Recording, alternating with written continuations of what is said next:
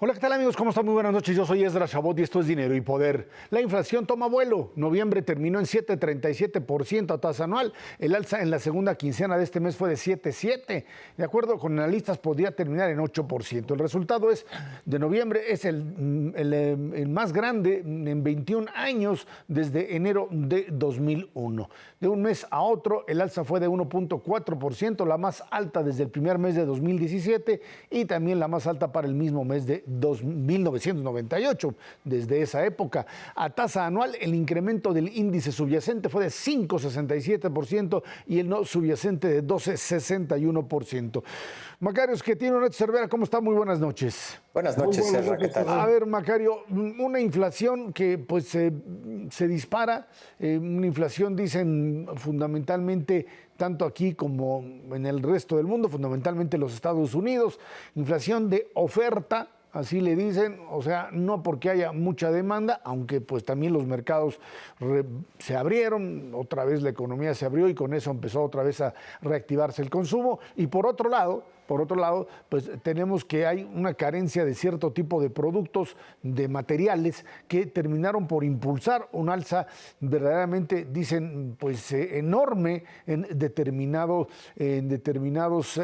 pues instrumentos que son fundamentales para poder echar a andar la economía como tal. ¿Cómo lo interpretamos este fenómeno inflacionario que no teníamos desde hace pues décadas como tal? Sí, me parece que esta interpretación de que es una inflación de oferta no es la interpretación correcta. Sí, es cierto, ha habido problemas en cadenas de suministro, pero esos problemas tienen que ver con que la gente está comprando más que antes y no le está dando tiempo a los que producen de llegar con todos los bienes que se necesitan. Esto pues sí tiene que ver con que durante la pandemia se cerraron, en particular durante el confinamiento, se cerraron algunas plantas, se dejó de producir y esto fue complicando las cosas, pero a mí me parece que esencialmente nuestro problema deriva de que la recuperación fue muy rápida. Buena parte de los países grandes están ya al nivel que tenían antes de la pandemia, algunos están incluso en la tendencia que traían antes de la pandemia, que es más alto, y esto lo que significa es que pues la gente está comprando muchas cosas y ahí es donde no alcanza la producción, y este es el origen, me parece, más importante de la inflación.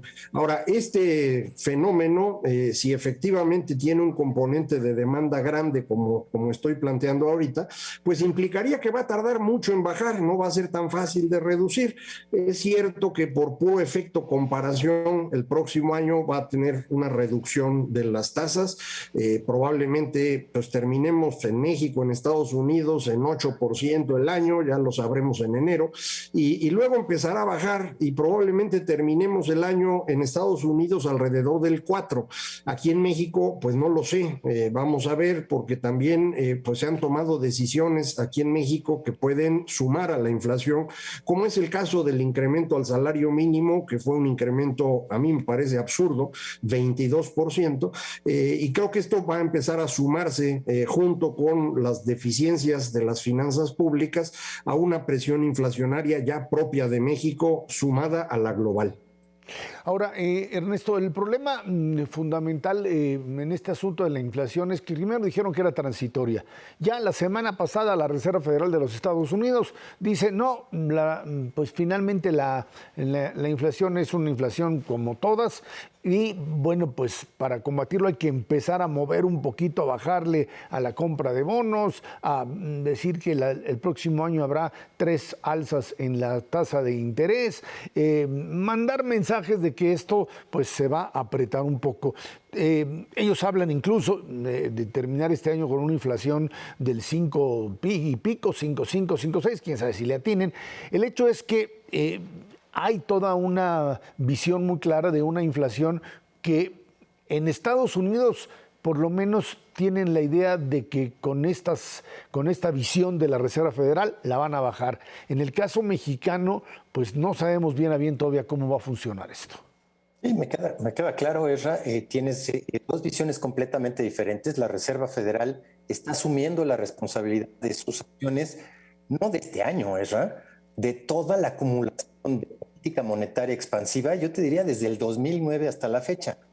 Ha sido una expansión monetaria brutal, especialmente durante la pandemia 2020, 2021, pero vamos, llevamos acumulados, yo te diría, desbalances en el sector público de diferentes países, pero especialmente Estados Unidos.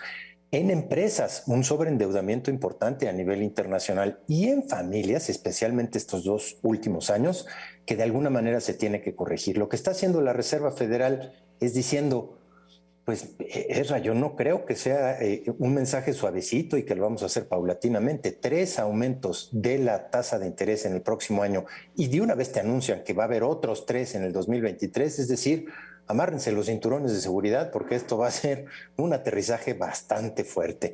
En ese contexto, pues lo que nos está diciendo es que les preocupa muchísimo. Ezra, ya van prácticamente 2 generaciones enteras de estadounidenses y de mexicanos, por cierto, que no están acostumbrados a inflaciones altas. Bueno, olvídate que estén acostumbrados, que no conocen una inflación elevada. Y ahora que están enfrentando una inflación, en el caso de México, pues muy cerquita de 8%, en el caso de Estados Unidos, muy cerquita del 6, 6,5%, veremos hasta dónde les da, están experimentando cosas terribles, que es el deterioro de su salario real. Eso no se había visto hace muchísimos años. Créeme, la verdad de las cosas es que ciertamente tienes un problema en términos de pesimismo de los consumidores. Y aunque en estos momentos corran a gastarse el dinero que tienen, pues lo que da es precisamente lo que decía Macario, pues simplemente no están disponibles muchos de los bienes y servicios que estaban acostumbrados a que sí los hubiera. No es un problema fácil, Ezra, la verdad de las cosas es que hacia adelante nadie quiere ser en estos momentos un banquero central en cualquier parte del mundo. Créanme que en estos momentos van a tener que tomar medidas que se contraponen a lo que quieren los que están en los gobiernos federales. Ellos quieren crecimiento, crecimiento y generación de empleo. Los banqueros centrales lo que quieren es, sin duda alguna, y esperemos que sea el caso, controlar la inflación. Sí se van a contraponer durante 2022, veremos qué tanto en el 2023. Ahora, cuando uno habla precisamente de este tipo de fenómenos de inflación, esto no le pega igual a aquellos que tienen cierto tipo de medios como para defenderse de ella frente a otros que no lo tienen. Ya hace mucho que dejamos de hablar de el efecto de la inflación en salarios, porque estos venían creciendo poquito, por lo menos en el caso de México, y crecían un poquitito arriba de la inflación.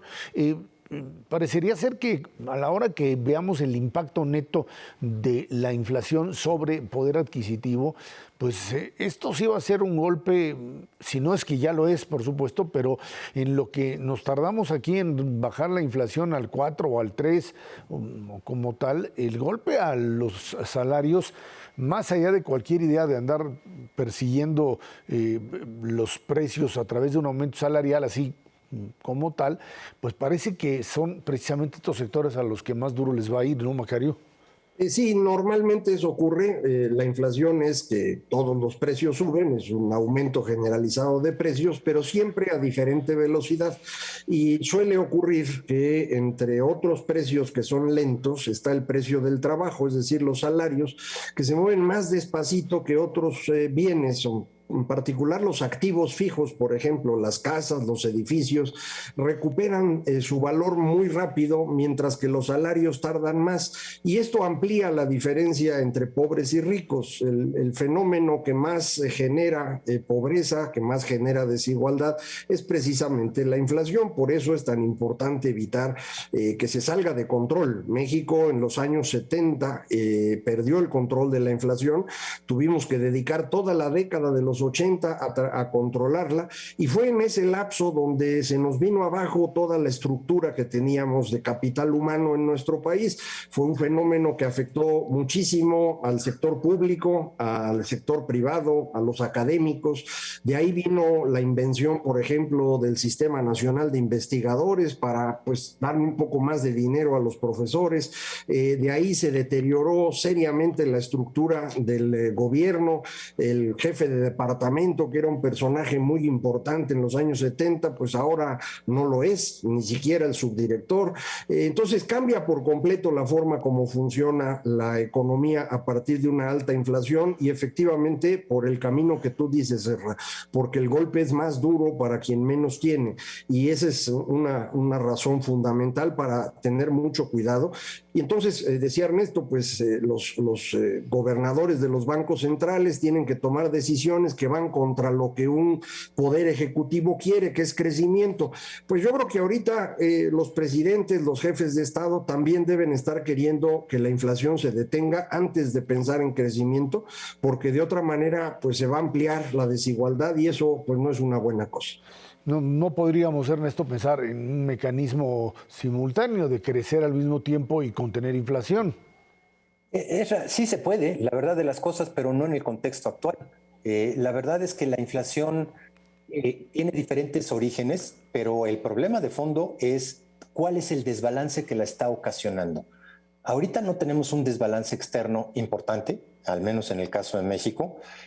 No tenemos un desbalance tampoco brutal del sector empresarial. No han invertido, no se han endeudado, pero sí tenemos un desbalance importante, especialmente hacia adelante del sector público. Si bien no se ha notado durante estos últimos 3 años, la deuda pública, especialmente si tomas en cuenta la de Pemex y la de CFE, porque a final de cuentas es lo que dicen en Estados Unidos, el prestador de última instancia, el gobierno federal es el que tiene que responder por eso, y de facto la de Pemex ya está ahí, en la panza del gobierno federal.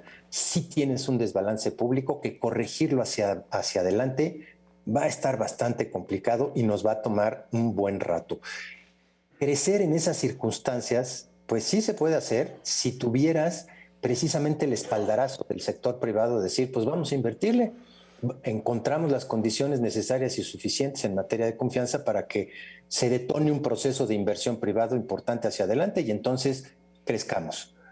Pues no es el caso tampoco. No puedes crecer únicamente a través de un consumo privado, pues porque eso precisamente te genera otro desbalance más, que es el endeudamiento de personas.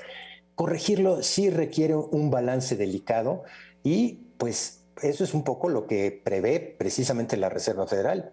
Estamos esperando ansiosamente pues que nos den ciertas noticias nuestro propio Banco Central para ver cómo se va a mover este 2022 y el 2023. Macario, en este contexto, uno pensaría que esta idea de haber aumentado salarios mínimos que estaban pues, muy rezagados, ¿hasta qué punto realmente esto le pega o incide en la inflación? Hay quien dice, no, esto pues al sector informal ni caso le hace, o sea, no tiene ninguna importancia. En el sector formal, pues no trasciende. Y esta idea de que se vuelve el faro, no creo que estemos pensando que para el año entrante las demandas contractuales estén por el 20%. Sería verdaderamente absurdo. Eso fue lo que hizo López Portillo después de la devaluación y creo que ya se aprendió de eso la lección.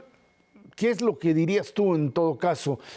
¿Salarios mínimos que impulsen mayor crecimiento, mayor consumo o realmente no tiene más trascendencia o sí le pega? Acabas de decir que sí tiene algún tipo de incidencia. ¿Por dónde?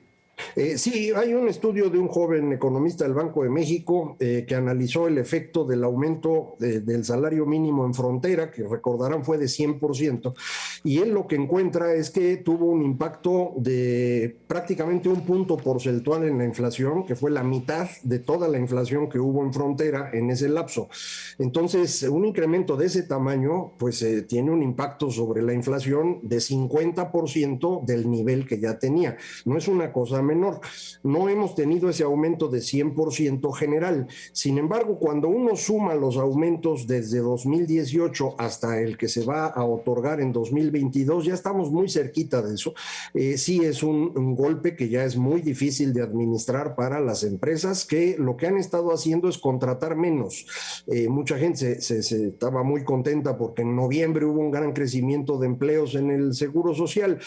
Sí, para un mes de noviembre efectivamente es alto, pero comparado con el ritmo que llevábamos, seguimos 1,5 millones por debajo de donde deberíamos estar, de puestos de trabajo me refiero. Entonces sí hay un impacto inflacionario, no hay un impacto sobre la economía informal, de manera pues que no parece que nadie esté ganando mucho con estos aumentos del salario mínimo, salvo tal vez la popularidad del presidente, que es lo que a él lo único que le importa, pero en términos económicos nadie está ganando con eso, ¿eh? Bueno, pues ahí está el planteamiento en términos generales. Ernesto, ¿querías decir algo? No, muy rápidamente. El punto fundamental es cuánta gente gana un salario mínimo o menos. Al menos en el sector formal, bien poquito, menos del 5%. Prácticamente todo mundo, y por ley, gana más allá de un salario mínimo. Entonces, lo que le hagas a la base de ese salario mínimo, nada tiene que ver con el promedio de los trabajadores que ganan 2.4 salarios mínimos en promedio. Bueno. Ahí está el problema de fondo. Vámonos a una pausa y de regreso platicamos con usted. El presidente de la República estuvo pues un tiempo en la ONU y en función de esto también una proyección internacional de México, hasta dónde llega, qué trascendencia tiene. Esto es Dinero y Poder.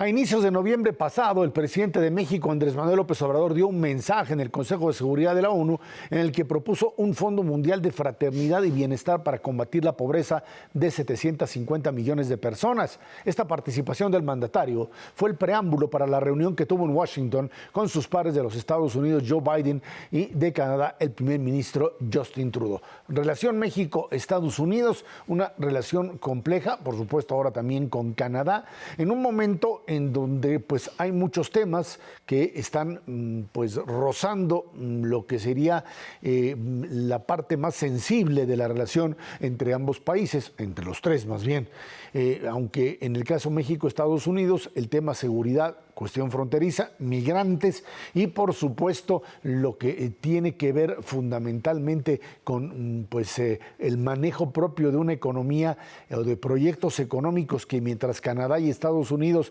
pues tienen una modalidad que se embona, que tiene capacidad de generar proyectos paralelos, bueno, pues en el caso mexicano hay choques verdaderamente difíciles de superar. Ahí está el planteamiento, ahí están las diferencias, pero también es un hecho que, bueno, pues hay la necesidad de los Estados Unidos, Ernesto, de establecer una nueva forma, una nueva medida para relacionarse con México a partir de la administración Biden. Mira, yo creo que es un buen avance, no cabe la menor duda, después del alejamiento que tuvimos en este sentido con Donald Trump, volver a establecer por lo menos los contactos de alto nivel es un buen paso, no hay absolutamente ninguna duda al respecto. Creo que Estados Unidos y Canadá han sido extraordinariamente cautelosos en ese sentido. Ciertamente hay temas que pues encienden, ahora sí que las pasiones, pero los han dejado un poquito de lado para pues tratar de poner sobre la mesa lo fundamental. ¿Qué ha sido hasta este momento lo fundamental para el caso de Estados Unidos? La parte de migración.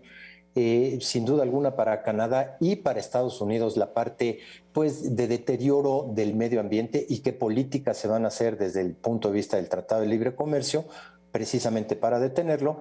Y en el caso de México, pues se han puesto sobre la mesa 2 o 3 cosas que pues literalmente nos han dado el avión, como se dice coloquialmente por ahí, para las políticas vinculadas con Centroamérica. Yo creo que por lo menos están echados a andar los canales de comunicación. Hace relativamente poco se tuvo también un primer encuentro aquí en México vinculado con seguridad, que ese es el otro aspecto fundamental que está persiguiendo Estados Unidos, pero no se ha llegado a tocar estos problemas de fondo como la reforma energética en el caso mexicano. Sí ha habido algunas advertencias, tanto por parte de los canadienses como por parte de Estados Unidos, es decir, cuidado, en ese sentido tenemos que actuar como bloque y cuidado porque una cosa fundamental, para la competitividad de las empresas de América del Norte es la energía.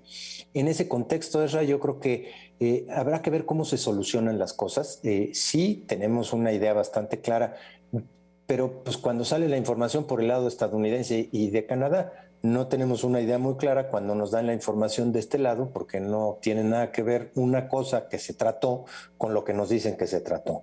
Sí es fundamental hacia adelante aprovechar esta ventana de oportunidad que todavía está ahí. Estos problemas de logística, estos problemas de las cadenas de suministro siguen flotando en el aire. La pelea entre Estados Unidos y China sigue estando ahí permanentemente y no podemos desaprovechar la oportunidad para colarnos en este contexto. En el marco del Tratado de Libre Comercio, el TEMEC nos da una oportunidad gloriosa precisamente para estar cada vez más imbuidos, cada vez más compenetrados, cada vez más entretejidos con la economía estadounidense y con la economía canadiense para hacer un bloque económico, pues ahora sí que duro de roer para el resto de las regiones del mundo. ¿Verías, Macario, una posibilidad real de encontrar canales de comunicación permanentes? Marcelo Ebrard ha estado muy activo en los últimos días de este año, tratando precisamente de establecer una estrategia nueva en términos de seguridad, esto que le llaman Proyecto Bicentenario, algo que de alguna forma dé la pauta para poder resolver diferencias que no sé si en el modelo de seguridad que se está planteando funciona, más aún en el proyecto económico, en donde parecería que ahí va a ser muy difícil encontrar un punto de contacto. Sí, a mí me parece que los dos viajes del presidente a los que estamos comentando, la verdad no tuvieron ningún impacto allá. Se han utilizado mucho aquí para promoción del presidente. El viaje a Naciones Unidas para hablar en el Consejo de Seguridad, la verdad no tenía ningún sentido.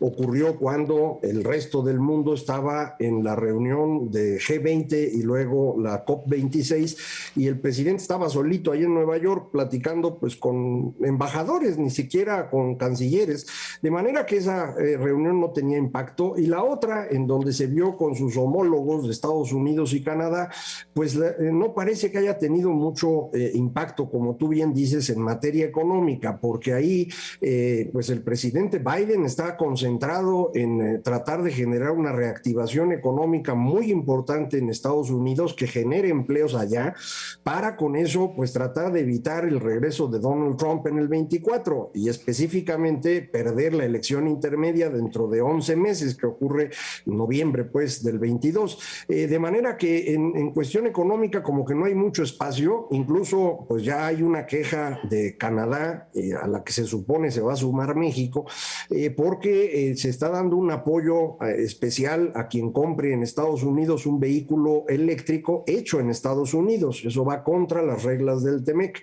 Entonces ahí no tenemos hueco.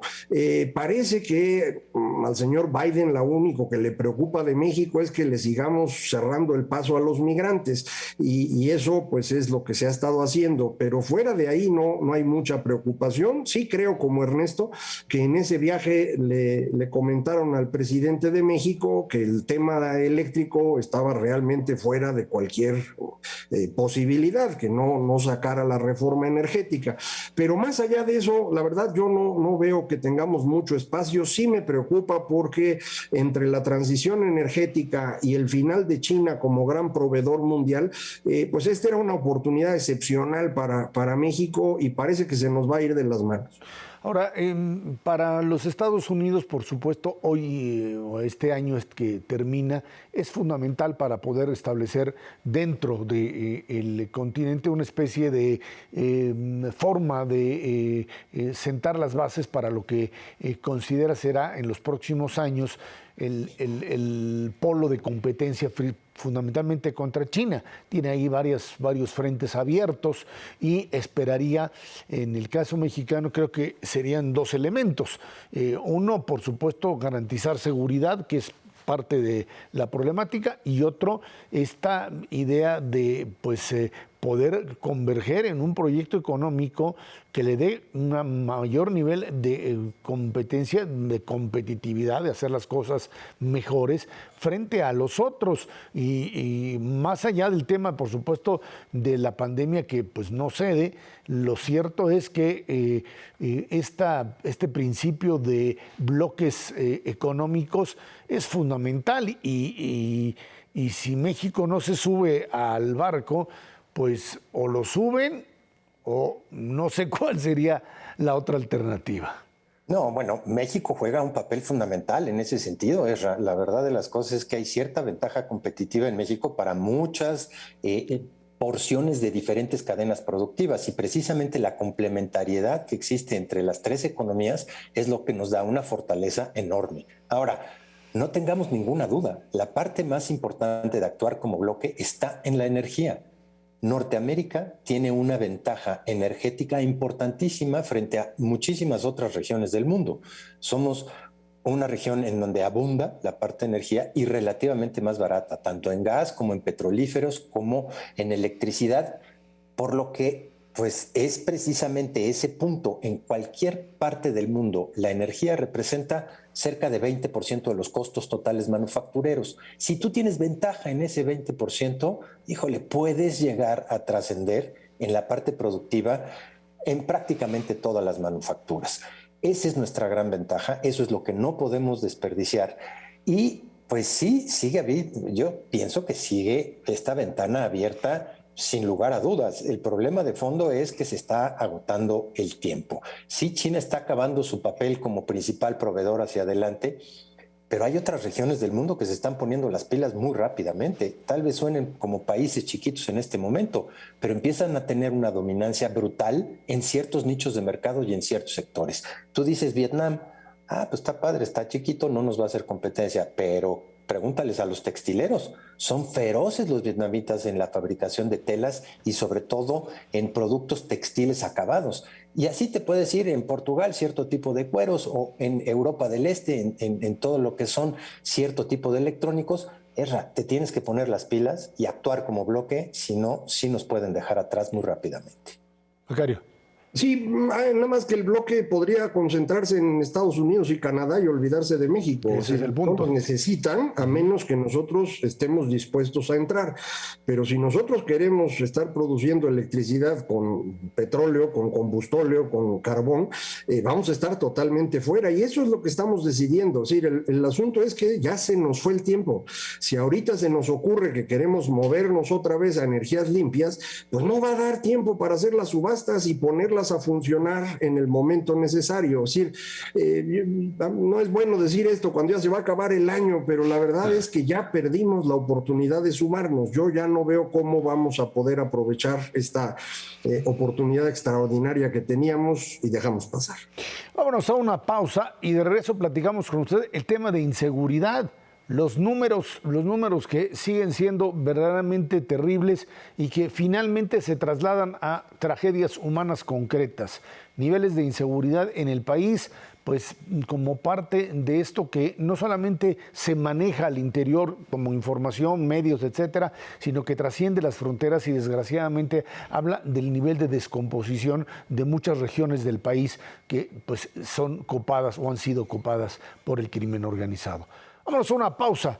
Esto es Dinero y Poder.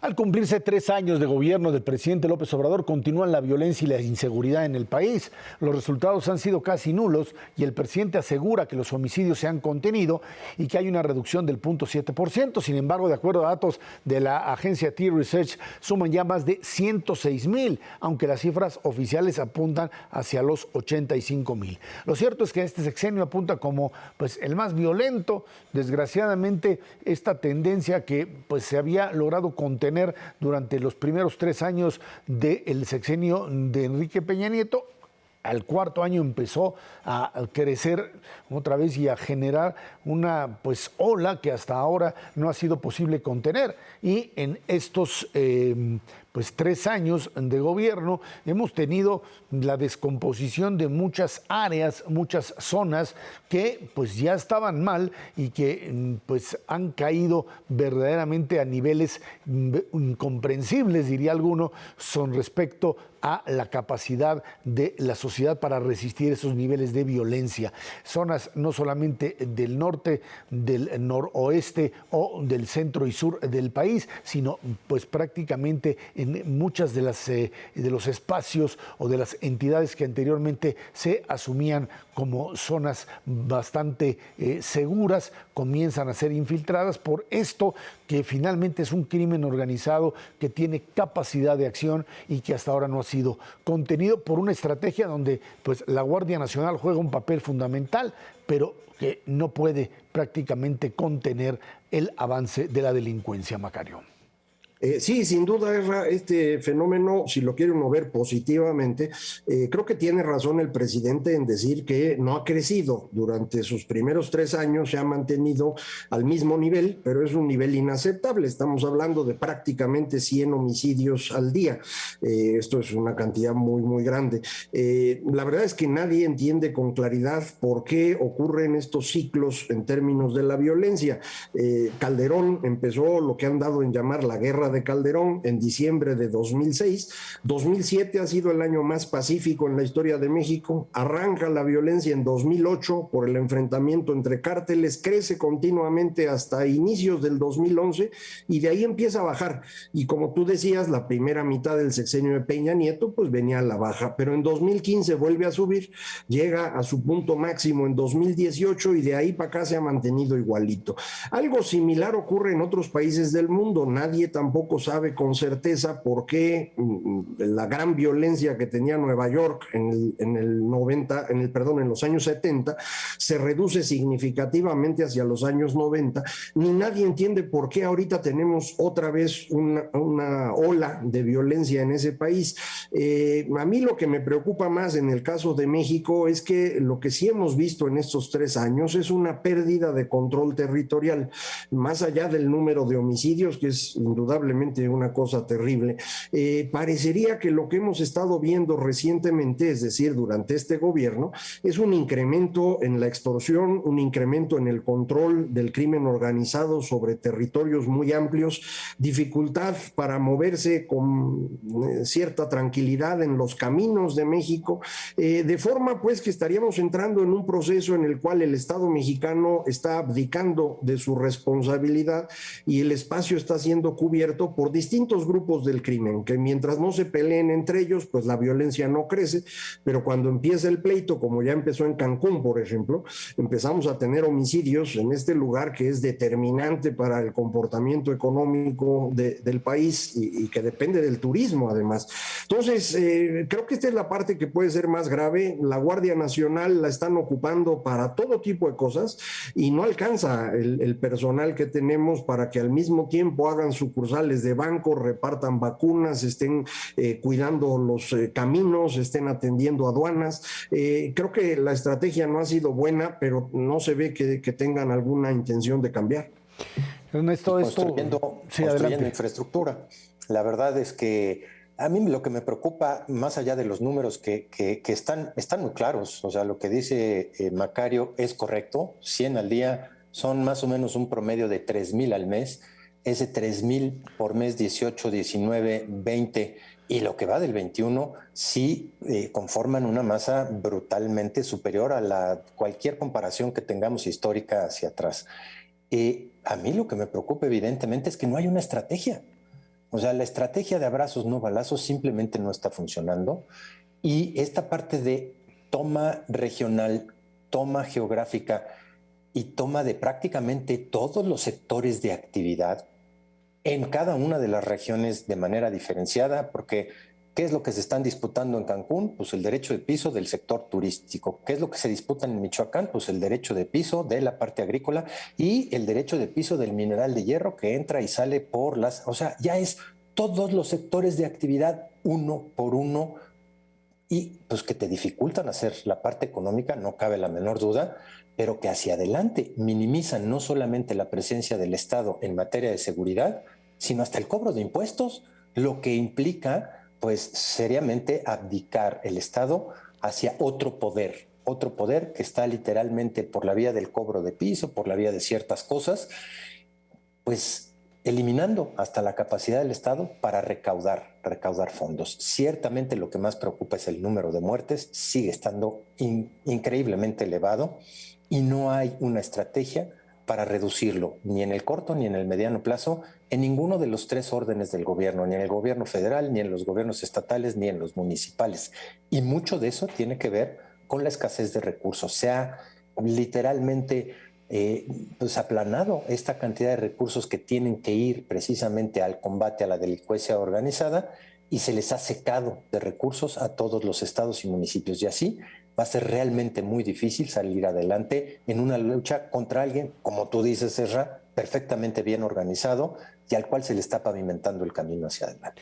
Ahora, esto tiene que ver también con una estrategia que otra vez va del centro hacia los estados y que es manejar una policía nacional, en este caso una Guardia Nacional, y la parte que tiene que ver con la construcción, que era un poco la recomendación por todos lados de generar, de crear policías estatales, no municipales, que no tenían ni recursos, ni capacidad, ni forma de enfrentar al crimen, pero por lo menos una policía estatal que fuese aquella que tuviese una mayor información y presencia permanente en los estados para poder enfrentar a la delincuencia organizada. Y nos vamos a este modelo de Guardia Nacional donde decía Macario, no hay suficientes para todo el país, pero se manda a un lado, se manda al otro, a lo mejor a veces con criterios exclusivamente políticos, y a partir de ello tenemos una situación muy compleja, muy complicada para poder resolver este fenómeno. Esto, para poder pensar en algún tipo de contención, tendríamos otra vez que replantear modelos que estén ligados a realidades estatales, a la posibilidad de que gobernadores construyan, no sé de dónde ni con qué recursos, una policía propia. Sí, así es.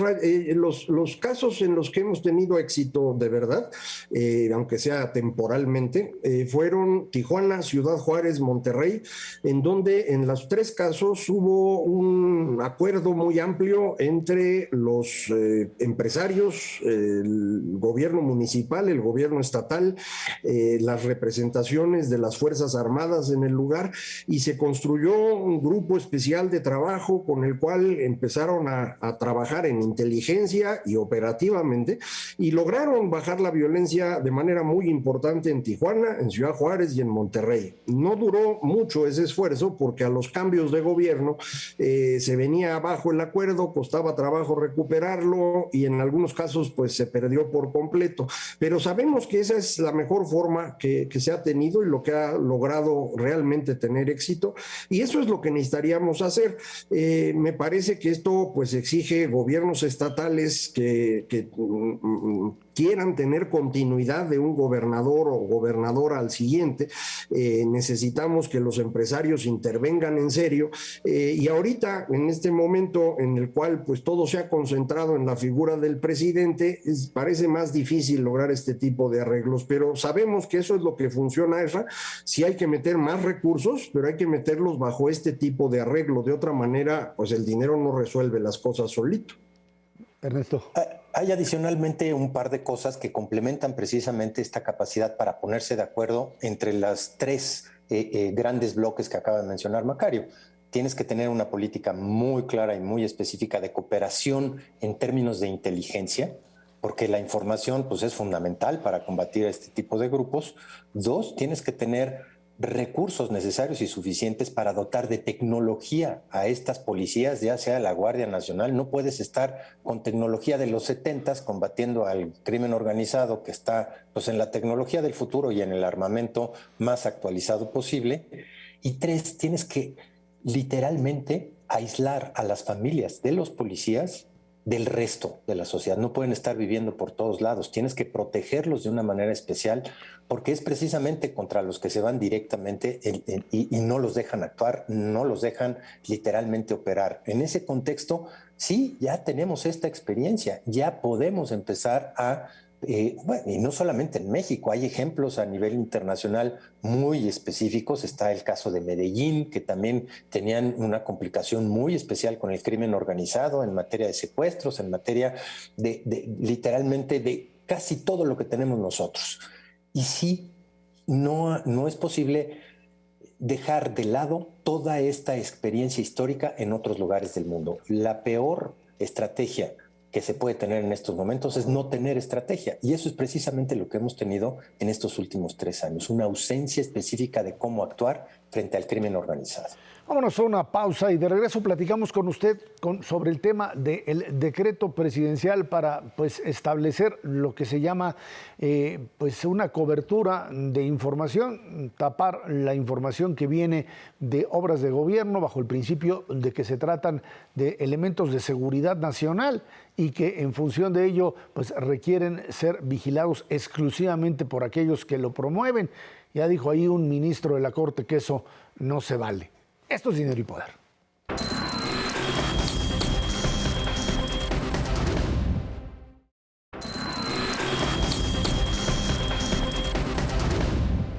El decreto que publicó la Presidencia de la República para catalogar como asunto de seguridad nacional las obras de infraestructura y otros proyectos de gobierno federal, llega a la Suprema Corte de Justicia de la Nación. El INAI y el Instituto Nacional de Acceso a la Información y Protección de Datos Personales ya presentó esta controversia constitucional. Argumenta que hay un riesgo inminente de que la interpretación que se hace con el decreto sea en menoscabo del derecho a acceso a la información. En este marco, la presidenta de la mesa directiva, la ministra morenista Olga Sánchez Cordero, dijo que ella no promueve la controversia, que no es interés suyo. Sin embargo, un ministro de la propia Corte le dio entrada al cuestionamiento hecho por el propio INAI, diciendo que, por lo pronto, la información debe de quedar protegida y que no procedería directamente el ocultamiento de información, porque es algo que está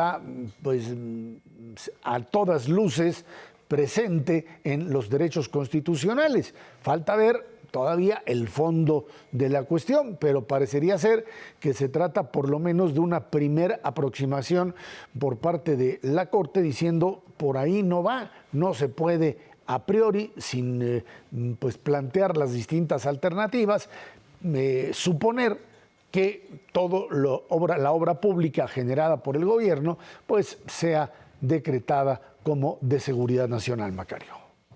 Sí, tienes toda la razón, Ezra. Este acuerdo del presidente en realidad tiene dos dimensiones. Una primera es que se le permite al gobierno construir lo que quiera sin necesidad de cumplir los permisos previos, permisos que pueden ser de impacto ambiental, de protección civil, etcétera. Tiene 5 días la dependencia correspondiente para emitir el permiso y si no lo hace, afirmativa ficta, como si hubiera dicho que sí y el gobierno va adelante. Y la segunda parte del acuerdo es que al ser de seguridad nacional lo que se está construyendo, nadie puede revisar ni los gastos ni lo que se hizo por un periodo muy muy largo de tiempo. El INAI realmente nada más está recurriendo la segunda parte, no la primera porque no le corresponde, y eso es lo que pudo haber hecho el Senado, recurrir todo el acuerdo.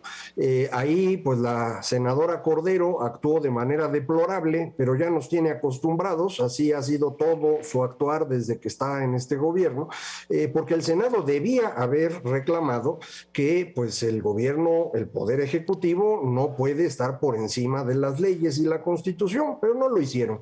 El ministro que recibe este recurso del INAI lo acepta, esto no significa que les dé la razón, pero sí significa que suspende el funcionamiento de esa parte del acuerdo, es decir, la parte de seguridad Nacional, en tanto la Corte revisa. Lo hará en enero, febrero, no sé cuándo, ya no en este año, y cuando lo hagan, pues entonces tendremos una resolución. A mí me parece que lo lógico es que lo rebote, porque eso de seguridad nacional no se puede usar arbitrariamente. Hay una definición muy clara de qué es seguridad nacional en la Ley de Seguridad Nacional y tiene que ver con mantener la estabilidad, permanencia e integridad del Estado mexicano. Habrá obras que sí tengan que ver con eso, pero la mayoría no, y en particular ni Santa Lucía, ni Dos Bocas, ni el Tren Maya tienen nada que ver con eso. A Santa Lucía la declararon de seguridad nacional con el argumento de que pues era un aeropuerto también militar, lo cual es falso, pero pues lograron esconder la información, no tanto porque ya empezó a salir en prensa algunos detalles de cómo el ejército está construyendo como han construido siempre en el gobierno mexicano, robándose parte del dinero. Entonces, bueno, pues eso es lo que quieren esconder, quieren sacar las obras. Yo creo que ya se dio cuenta el presidente que no va a terminar a tiempo lo que prometió y es lo que quiere acelerar. Yo creo que a lo mejor incluso el mismo ejército le dijo, oiga, pues ayúdenos a poder sacar las cosas porque no nos dan los permisos o porque nos andan revisando y nos quieren auditar. A lo mejor ese fue el origen, Ezra, pero de momento está detenido esto y hay que esperar a que la Corte lo revise a fondo. No sé si la Corte por su mismo gusto quiera meterse a la primera parte, a mí me parece muy importante, pero ahí no lo recurrió nadie hasta donde yo sé. A mí me parece fundamental entrarle a la primera parte, no solo por la parte de los permisos o los estudios de impacto ambiental, a mí me parece fundamental por conocer los estudios fundamentales de rentabilidad social de cada uno de esos proyectos. Vamos, ¿estamos utilizando o no estamos utilizando bien los recursos públicos para que haya un costo-beneficio mínimo para la sociedad? Y eso, pues hasta el momento se desconoce en el caso de Dos Bocas, se desconoce muy claramente porque ha habido argumentos y muchos discursos diciendo que el Tren Maya pues va a estar padrísimo y va a ser muy benéfico para el país, pero el costo-beneficio no lo conocemos y desde luego también no tenemos el costo-beneficio del aeropuerto de Santa Lucía. Y para cada una de las obras, hasta antes de esta administración, era un requisito indispensable antes de mover una piedra, antes de poner el primer agujero en cualquier obra pública, se tenía que tener un análisis costo-beneficio. Bueno, no quiere decir que todo esté perfectamente bien hecho. Me acuerdo obras específicas que todavía no se terminan, por cierto, como el tren de Toluca a México, pues que tiene un costo-beneficio de prácticamente cero o negativo para la sociedad mexicana en su conjunto. Es un tiradero de dinero brutal haber hecho un tren que costó carísimo para los mexicanos y que no necesariamente va a transportar de la manera más eficiente a mexicanos entre la ciudad de Toluca y la Ciudad de México. Lo mismo tienen que pasar todos, ese filtro es fundamental y esta ley, literalmente este decreto, lo que está haciendo es quitarnos la posibilidad de analizarlo con mucho detalle antes de. Y luego, desde luego, nos está quitando también la posibilidad de defender los derechos ecológicos, de impacto ambiental y de una serie de cosas que son fundamentales también, como cualquier otro agente económico, para pues decidir si se hace o no, si se acepta o no, y si se modifica o no determinada obra pública. Sí, evidentemente se queda corta la Suprema Corte de Justicia, es buenísimo que lo haya hecho, les da tiempo de evaluarlo, pero pues a final de cuentas la información es solamente uno de los aspectos vinculados con la infraestructura pública que tiene incidencia en esto del costo-beneficio.